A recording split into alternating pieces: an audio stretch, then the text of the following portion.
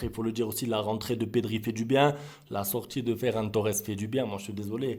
Ne venez pas me dire que je m'en prends à Ferran Torres. Mais offensivement, il a montré quoi? Rafinha, il obtient un penalty. Lamine Yamal est passeur décisif. Lewandowski, double buteur.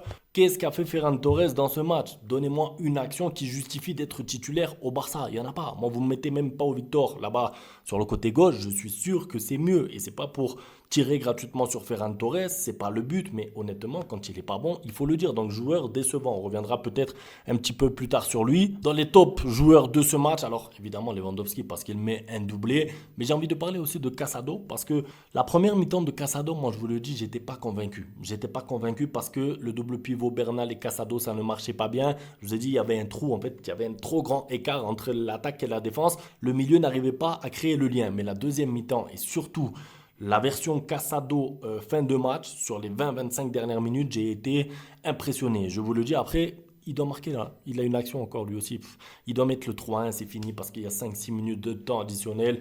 Il est tout seul, il n'a plus qu'à marquer. Mais est-ce qu'on peut lui en vouloir pour ça? Je pense pas, surtout avec le match qu'il a fait parce que il a été super bon dans le contre-pressing en fait. C'est-à-dire que si on regarde bien le match de Casado sans ballon, je ne veux pas dire que c'est une masterclass parce qu'il y en a qui vont commencer à me dire que j'abuse et tout. Je ne veux pas le comparer à d'autres joueurs.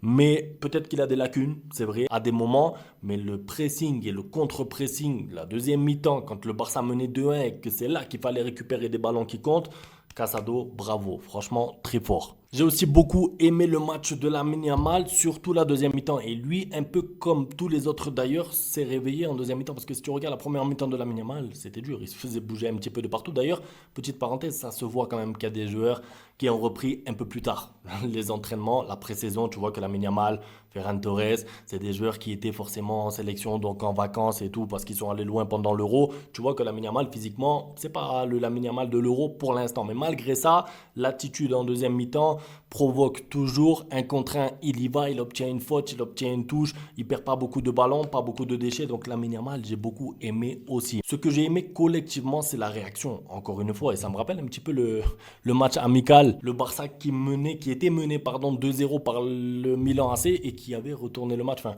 qui était revenu 2-1, 2-2. Ce côté réaction-là me fait plaisir parce que c'est pas évident. Tu joues le premier match comme ça en Liga, à l'extérieur, à Valence, il te manque. Je vais même pas compter les joueurs qui te manquent, mais il te manque des joueurs importants. Quand tu vois la composition du Barça, tu vois qu'il te manque de la qualité. Dani Olmo, finalement, on sait pas s'il est inscrit, l'autre il est blessé, l'autre il est pas là, l'autre il est absent, ils ont tous quelque chose. Donc c'est difficile et finalement tu vas à l'envie, à l'orgueil, tu prends les 3 points. C'était trop important. Je l'avais dit dans l'avant-match de toute façon.